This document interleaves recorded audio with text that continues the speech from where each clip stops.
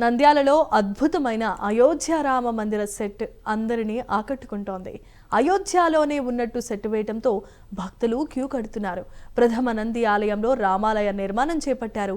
అయోధ్యకు వెళ్లలేని వారి కోసం ఇక్కడ ఆలయాన్ని నిర్మించడం సంతోషంగా ఉందని స్థానికులు హర్షం వ్యక్తం చేస్తున్నారు.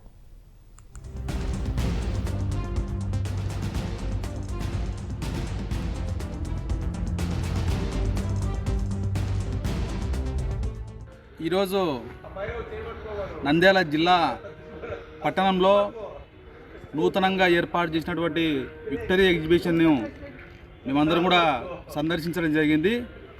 ఇక్కడ మనం చెప్పుకోవాల్సిన విషయం ఏమంటే, మన రాష్ట్రంలో ఆంధ్రప్రదేశ్లో అదేవిధంగా రాయలసీమలో జిల్లాలలో ఎక్కడ లేని విధంగా భారీ బడ్జెట్తో అయోధ్య రామ మందిరాన్ని ఇక్కడ నిర్మించారు. మేమందరం కూడా చూసి ఆ యొక్క బాలరాముని ఆశీర్వాదం పొంది చాలా సంతోషపడినాం.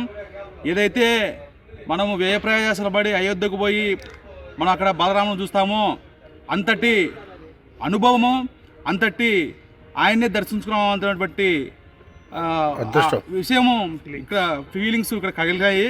ఖచ్చితంగా నంద్యాల పట్టణ ప్రజలు ఈ సంక్రాంతికి ప్రతి ఒక్కరూ ఇక్కడికి వచ్చి నంద్యాల మన ప్రధానమంత్రి శ్యామకాలువ ప్రధానమంత్రి ఈశ్వర టెంపుల్ వెనుకలనే విక్టరీ ఎగ్జిబిషన్ ఉంది.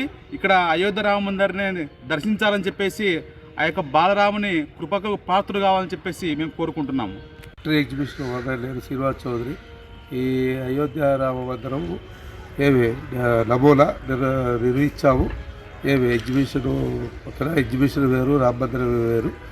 ఏమి దీని ఆ దైవ సంకల్పంతో నిర్వహించాము. మామూలుగా కర్ణాటక వెళ్దాం అనుకున్నాము, కానీ ఆ దైవ సంకల్పం మన నంద్యాల ప్రజలకి నంద్యాల చుట్టుపక్కల చూడటానికి వచ్చింది. ఇది 4 నెలలు పట్టింది నిర్వహించడానికి. డైలీ 200 మంది స్టాఫ్, వెళ్ళాలి కానీ ఇంత మొత్తం ఫైబర్తో చేశాము. ఇది చాలా అద్భుతంగా నిర్వహించాము. ఆ అయోధ్యలో ఎలా ఉంటుందో అలాగే బాలరాముడిని నిర్వహించాము.